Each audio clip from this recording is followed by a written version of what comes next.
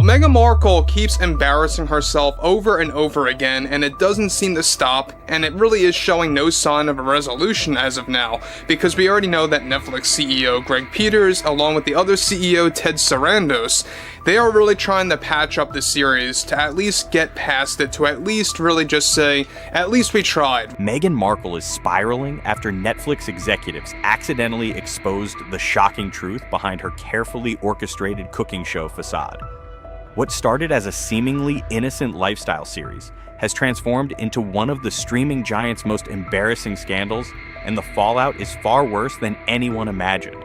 As rumors began to swirl about behind-the-scenes chaos, insiders suggested that With Love Meghan was destined to collapse under its own weight long before a single episode ever aired. In the coming minutes, you'll hear how what started as a seemingly innocuous cooking lifestyle show devolved into plagiarism allegations, millions of dollars in unusable footage, and a showdown between Meghan and Netflix executives over creative control. By the end, you'll understand why this royal experiment might haunt the company far longer than anyone expected. Now, one thing about Meghan Markle is for sure is that we already know that she is in desperation mode right now. We know that she is trying her very best to remain in the spotlight, to remain in the film industry, to actually have a contract deal with some kind of major Hollywood studio. That's exactly why she's been running to the Disney company. That's exactly why she's also been trying to make a deal with MTV, along with many other studios out there. From the outset, Netflix executives believed Meghan's post-royal brand could translate into a hit series.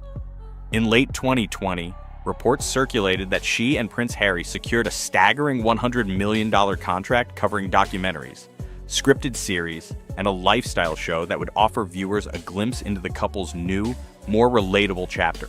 Rumors suggest that the concept for With Love Meghan was born out of a desire to pivot from the controversies of Harry and Meghan into something lighter, more universally appealing. Now, with the Meghan Markle fiasco still a very serious issue over at Netflix between herself and CEO Greg Peters, one significant development going on now involves more to do with, of course, With Love Meghan Season 2, as they call it, and the most recent failed test screening that was labeled as the worst screening of all, that of course took place for the new season of the series. Industry analysts had noted that Netflix, chasing its next big phenomenon, had already tracked Meghan's fanbase and calculated that her royal association could drive massive viewership, especially among demographics that might otherwise ignore a run-of-the-mill cooking show. Yet, as one anonymous producer later admitted, the gamble was predicated not on a fully fleshed creative vision, but on the belief that a Markle stamp of approval could carry any format. By the time casting calls went out and the first sets were built, a nagging question echoed through Netflix's hallways. What exactly was this show supposed to be? Early reviews of the finished product hinted at trouble. Now, a crucial update to this situation involves how Meghan Markle recently convinced Ted Sarandos to let her go on stage in front of the screeners to observe their reactions from the hand-picked audience. When With Love Meghan premiered in March 2025, critics tore into it relentlessly. The Guardian called the series vacuous overstyled joylessness, lamenting that the episodes felt like an exercise in brand maintenance rather than genuine content, 1 out of 5 stars. Rolling Stone noted that Meghan's on-camera demeanor was polished to a fault, leaving viewers with no real emotional connection to the recipes or the anecdotes she shares. A damning critique for a show meant to feel intimate and aspirational. Even outlets sympathetic to her cause conceded that the tone felt flat. On social media, fans and casual viewers alike branded the show privileged and tone-deaf, with clips of her talking through a meticulously styled kitchen going viral for all the wrong reasons. One ex-user wrote, "Rather watch paint dry than endure another minute of Drill Sergeant Meghan telling me how to chop an onion." It turns out that a screening took place for the final 3 episodes of Season 2, specifically episodes 6, 7, and 8, all of which failed miserably. It turns out this time, Netflix handpicked audience members that were unbiased and not fans of Meghan Markle, and those that did not really know who Meghan Markle was to begin with, to get a true feel of the last 3 episodes of their season from those that have no clue who she really is. These reactions were more than mere snark. They represented a broader disconnect between the series' lofty ambitions and its execution. Behind closed doors, the critical backlash ignited alarms. Insider accounts suggest that Netflix executives formed 2 camps almost immediately. One group advocated quietly shelving the remaining episodes, while the other believed they could salvage the project by reframing it as a redemption arc for Meghan. Reports claim that Ted Sarandos, known for his willingness to give big-name talent room to create, pushed for revisions rather than cancellation, hoping that a few strategic edits and a more focused marketing campaign could turn things around. While she stood on stage and observed the reactions, but there were also moments where screeners booed and yelled "boring" out loud. The moments that were supposed to actually create tons of laughter for episodes 6 through 8 ended up in total silence from the screeners, where the jokes fell completely flat and were very awkward. Meanwhile, Greg Peters, the co-CEO, reportedly felt the entire endeavor was a colossal miscalculation from the start and wanted to cut ties as soon as possible. Tensions rose during late-night board meetings where lines were drawn. Ted is still optimistic, one anonymous source said, while Greg thinks we should have walked away months ago. Amid these power struggles, speculation mounted that someone inside Netflix was quietly feeding unverified reports to tabloids about Meghan's alleged temperament on set, fueling the narrative that the show was spiraling into chaos. Then came the gossip that would change everything: plagiarism. The rumor mill first churned when a junior writer, not part of either camp, noticed that certain segments bore uncanny similarities to Pamela Anderson's cooking series, complete with matching outfits, identical green and white kitchen tiles, and eerily parallel laugh tracks.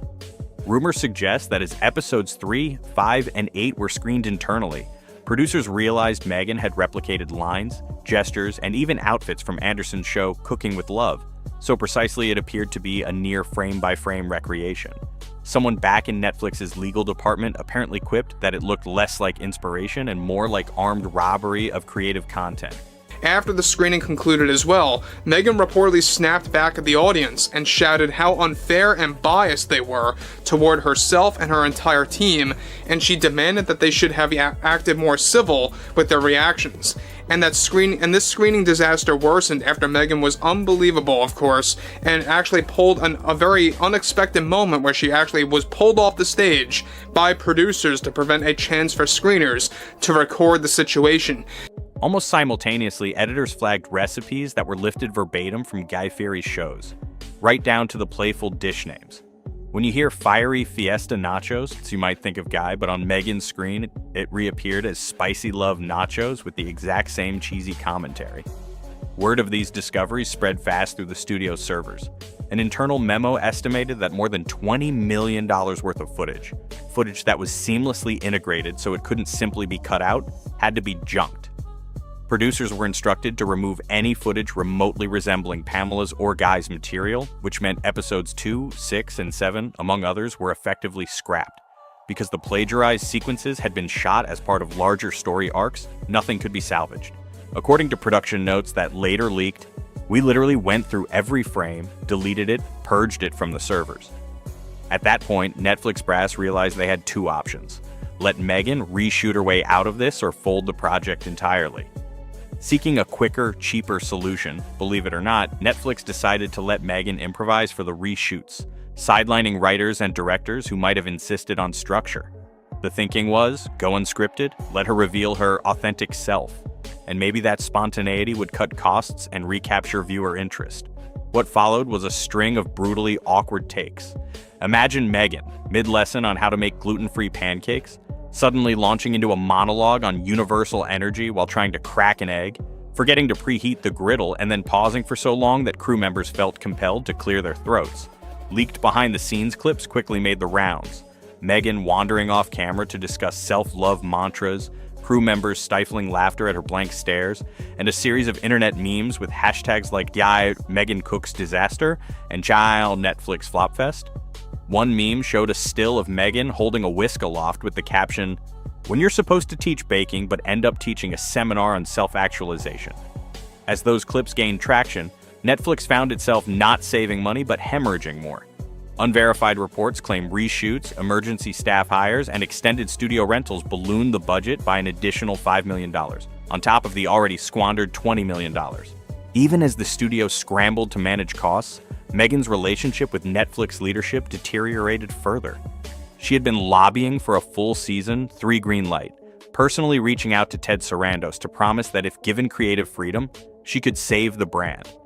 According to sources close to the negotiations, she proposed making the next season an interactive experience. Viewers would submit family recipes, and she'd genuinely connect by trying them live on camera.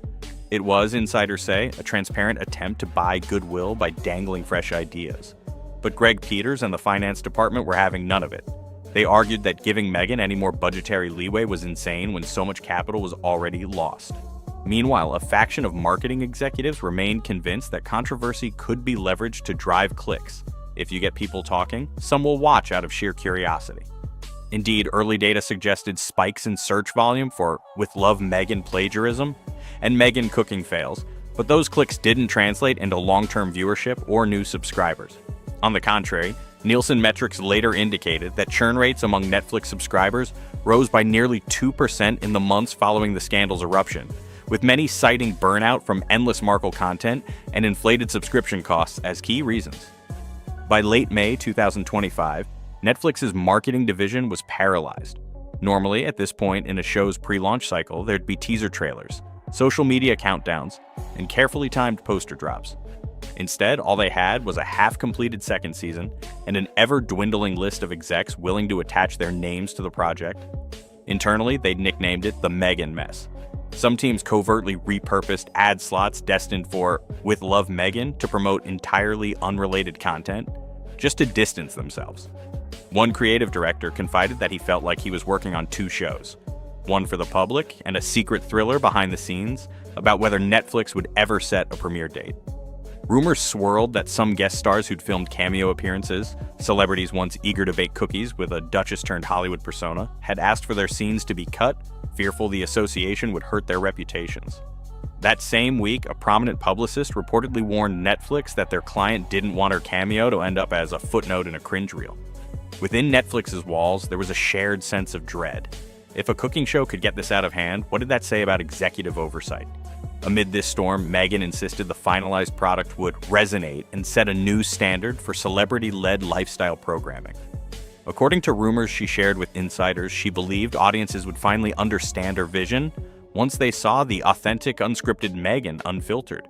She even floated ideas about submitting the show for awards, Best Lifestyle Format or a documentary-style Emmy nod, if they leaned further into her personal narrative. But Netflix legal teams, mindful of potential lawsuits from Pamela Anderson or Guy Fieri's camps, were already drafting statements to preempt any intellectual property battles. Reports claim that Netflix lawyers reviewed every episode frame by frame to ensure no trace of unauthorized content remained. They even considered requiring a disclaimer at the start of each episode, acknowledging updated content following significant revisions. Meghan, unsurprisingly, balked at the notion. She saw disclaimers as a tacit admission of guilt. As one studio insider put it, she refused to let them brand her as a cautionary tale. So instead, she doubled down on the narrative that she was a pioneer splintering Hollywood norms. With a tight deadline looming, post-production had to finish by mid-July 2025 if Netflix wanted to position With Love Meghan for a fall release. Morale on set could only be described as tentative at best. Writers, showrunners, and editors openly vented their frustrations. One editor, speaking off the record, said it felt like trying to herd cats through a hurricane. Scenes would be shot, then cut, then restored, then cut again. Sometimes at Meghan's request, sometimes because they bore any resemblance to prior versions. At one point, a segment in which Meghan attempted vegan brownies was cut, restored, and cut again because she forgot to turn on the oven during reshoots, then improv'd for several minutes about spiritual growth. That oscillation in tone, part Food Network special, part therapy session, left even veteran editors scratching their heads. By late May, only rough cuts of half the episodes were ready. Tony Wong, a line producer, confided that he'd never seen a set where everyone was actively praying for the project to just disappear. Yet Disney, which owns ABC and HBO Max, were already gauging whether they could steer away some of Netflix's talent if the platform faltered. After all, if a megastar deal could result in millions of wasted dollars, what guarantee was there that future celebrity partnerships wouldn't follow suit? As summer approached, the executive board remained divided. Some pushed for a quiet release. No fanfare, no social media hype.